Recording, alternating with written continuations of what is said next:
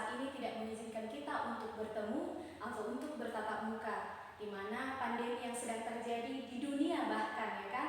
Semoga pandemi ini cepat berlalu supaya kita kedepannya bisa belajar bertatap muka, tidak lagi melalui daring online. Perkenalkan, nama saya Sirma Lubis. Saya akan mengajarkan mata pelajaran biologi untuk adik-adik yang kelas 10. Anggap saja ini perkenalan singkat dari saya. Ya, hari ini kita akan mempelajari tentang biologi, di mana seperti yang adik-adik tahu, biologi itu adalah ilmu yang mempelajari tentang seluk-beluk makhluk hidup. Namun sebelumnya, yang akan kita pelajari di bab 1 itu adalah mengenai ruang lingkup biologi, metode ilmiah, dan prinsip keselamatan kerja, ya. Di bab 1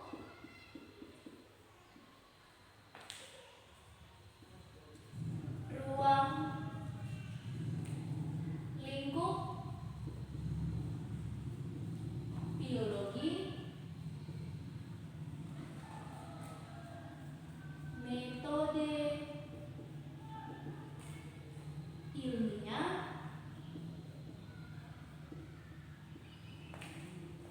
dan prinsip keselamatan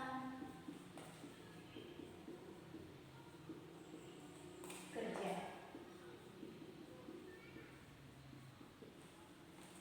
Ya, oke, untuk adik-adik, untuk saat ini kita akan membahas mengenai ruang lingkup biologi.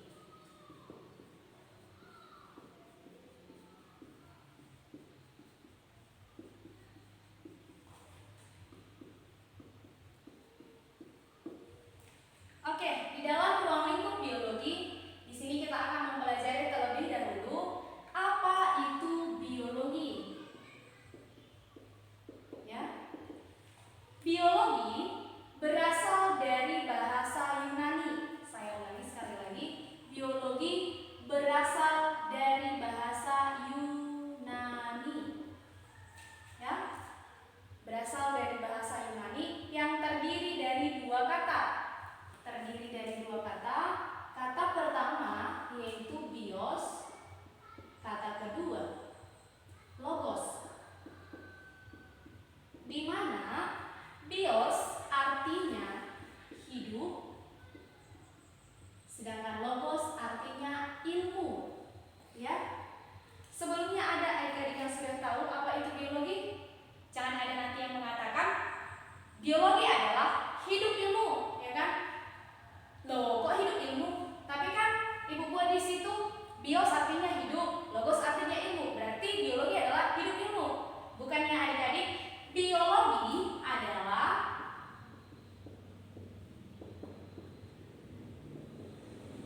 ilmu yang mempelajari tentang segala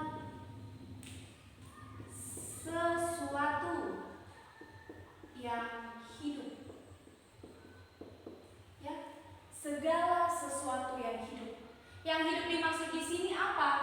Contoh, makhluk hidup. Ya, makhluk hidup itu ada manusia, hewan, tumbuhan. Apakah hanya 4, hanya 3 itu? Bukan. Ada 4. Manusia, hewan, tumbuhan, dan mikroorganisme, ya. Nah, di dalam ruang lingkup biologi ada objek-objek atau ragam persoalan yang akan kita pelajari. Di mana yang pertama itu adalah objek biologi, ya. Objek biologi. Di mana objek biologi adalah makhluk hidup itu sendiri. Contoh ibu, ya, makhluk hidup, ya, atau manusia itu sendiri bisa dikatakan. Jadi objek biologi itu adalah makhluk hidup itu sendiri. Di mana makhluk hidup, ya, memiliki karakteristik dasar, ya, karakteristik dasar. Di mana karakteristik dasar makhluk hidup itu yang pertama, karakteristik dasar makhluk hidup yang pertama adalah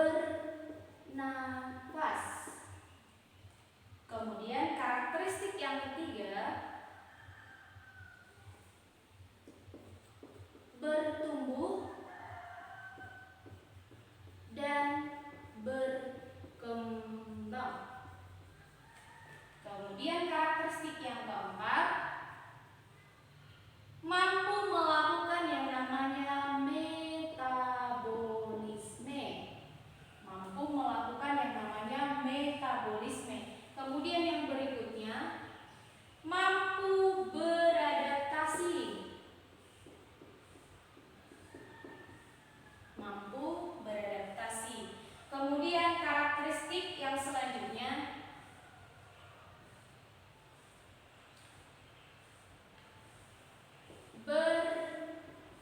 berkembang biak. Oke adik-adik, iya. Objek biologi adalah makhluk hidup itu sendiri, ya kan, dimana dia memiliki karakteristik dasar. Yang pertama tersusun atas sel. Katanya tersusun atas sel. Ada yang tahu sebelumnya apa itu sel?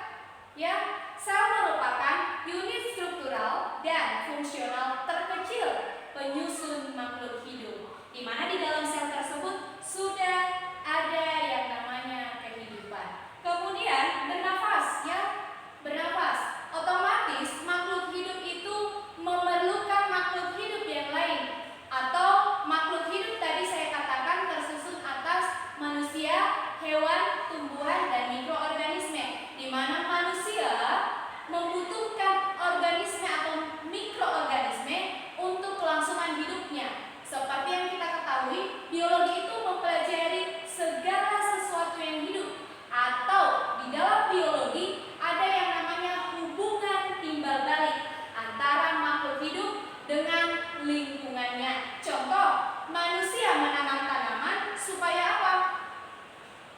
O2 atau oksigen yang ada atau yang diproses di dalam daun pada tumbuhan itu dihirup oleh manusia untuk kelangsungan bernafas. Kemudian tumbuhan memerlukan CO2 atau karbon dioksida untuk kelangsungan hidupnya. Lalu itu diperoleh dari mana? Diperoleh dari manusia atau makhluk hidup. Jadi makhluk hidup dengan yang lainnya memiliki saling ketergantungan, ya. Setelah kita sudah tahu objek biologi, maka akan kita lanjutkan ke yang berikutnya, yaitu tingkatan organisasi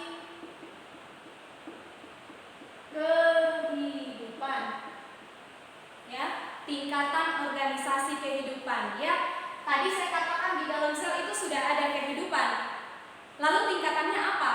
Tingkatannya itu dimulai dari molekul, sel, jaringan, organ, sistem organ, organisme, kemudian populasi, komunitas, ekosistem, bioma, biosfer. Ya, tingkatan organisasi kehidupan kita mulai dari molekul, sel, jaringan, organ, kemudian sistem organ,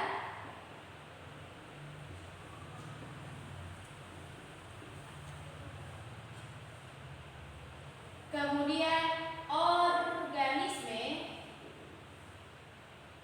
kemudian populasi, komunitas, ekosistem, dan yang terakhir adalah bioma. Yang terakhir adalah bioma. Ya.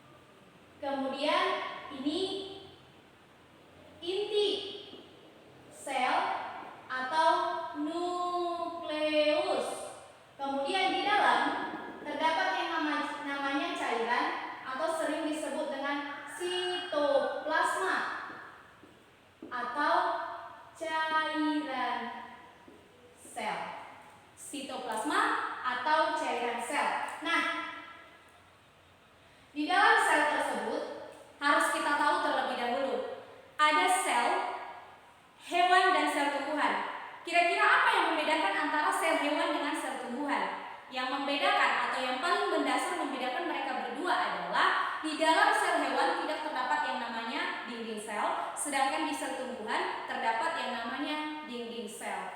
Jadi, sel itu merupakan unit terkecil yang dimana di dalamnya sudah terdapat yang namanya kehidupan. Kemudian, pernahkah adik-adik mandi? Pasti pernah lah ya. Iya. Ketika kita mandi, banyak daki yang kita keluarkan dari dalam tubuh. Kenal tahe dahi? Iya, daki ya. Bahasa Batakna dahi. Oke? Nah, daki itu kita keluarkan pada saat kita mandi setelah selesai beraktivitas, ya kan? Pada saat sorenya atau malamnya kita mandi, ketika kita sudah merasakan yang namanya gerah. Jadi pada saat mandi itu, yang kita buang itu atau yang sering kita sebut dengan daki adalah sel-sel kulit mati. Karena apa? Di dalam sel itu sudah beregenerasi. Tahu beregenerasi ya? Bertumbuh, terus bertumbuh. Karena di dalam sel itu sudah terdapat yang namanya kehidupan. Kemudian berikutnya jaringan. Jaringan itu merupakan kumpulan sel-sel yang memiliki bentuk dan fungsi yang sama. Kumpulan sel-sel yang memiliki bentuk dan fungsi yang sama. Oke adik-adik, sebelumnya ada yang pernah melihat atau mengamati di bawah mikroskop sel dari Allium cepa? Tahu itu apa Allium cepa? Iya, Allium cepa atau bawang merah ya. Allium cepa atau bawang merah memiliki bentuk sel bersegi 6. Kita lihat ya. Memiliki bentuk sel segi 6. Kira-kira seperti ini. 1, 2, 3, 4, 5, 6. Jadi ini kita katakan adalah sel Allium cepa. Allium cepa itu termasuk ke dalam tumbuhan. Maka dia memiliki yang namanya dinding. Jadi kita tambah di sini untuk membran. Oke, kita ulangi ya. 1, 2, 3, 4, 5, dan 6. Oke, di sini dinding, kemudian membran sel, nukleus, dan sitoplasma. Jadi kita katakan tadi jaringan itu adalah kumpulan sel-sel yang memiliki bentuk dan fungsi yang sama. Jadi katanya harus sama. Oke, ini sel yang pertama. Sel berikutnya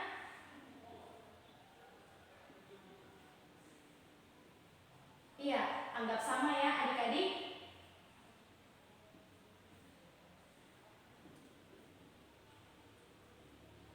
Jangan lupa juga kita buat di dalamnya ada yang namanya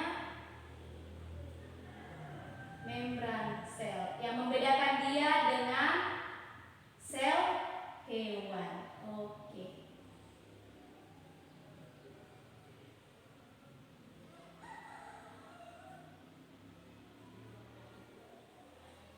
Inilah dia jaringan. Dari sel ini berkumpul membentuk yang namanya jaringan.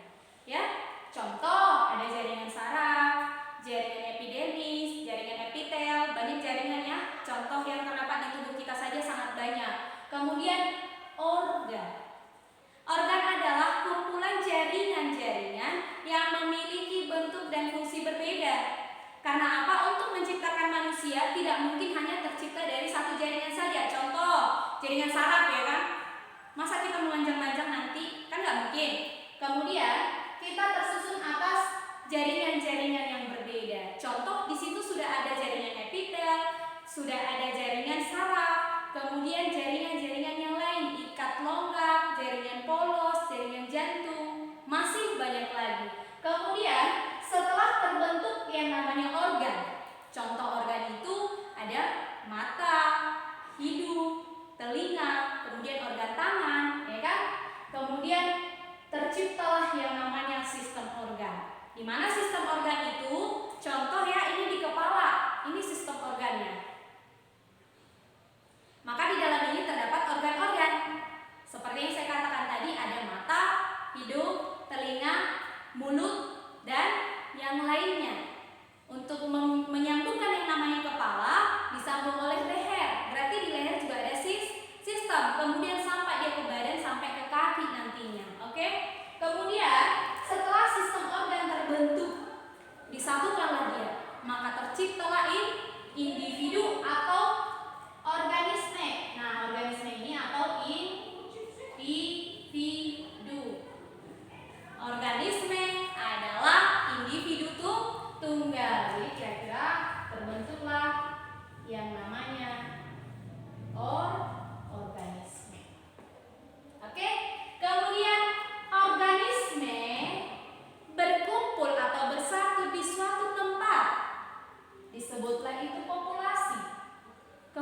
populasi, ya, yang kita katakan tadi organisme sudah berkumpul di suatu tempat. Contoh kelas 10, mulai dari IPA 1, ya kan?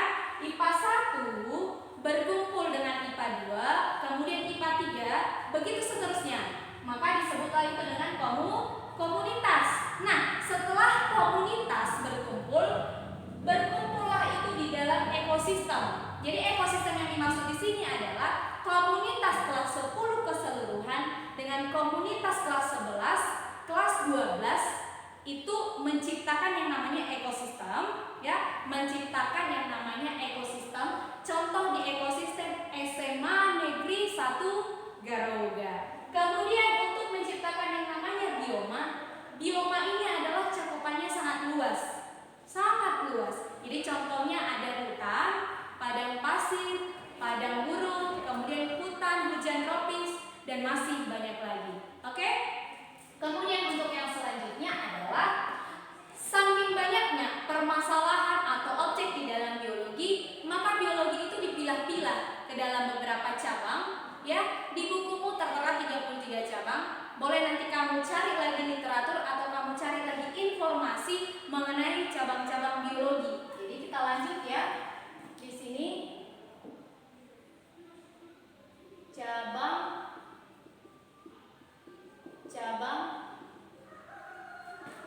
biologi. Di mana di dalam cabang-cabang biologi ini banyak ya. Namun saya buat di sini beberapa. Nanti kamu bisa baca di dalam bukumu halaman 6 sampai 8. Oke?